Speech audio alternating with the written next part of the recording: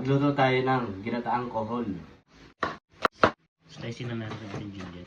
Putayin na natin yung ginger, onion, garlic. So, add na natin yung kohol. Add na natin yung maliit na kohol. Yung pangalawang gata.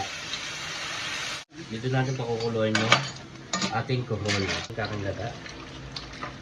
Add na natin yung siling green at siling pula. Salt, black pepper,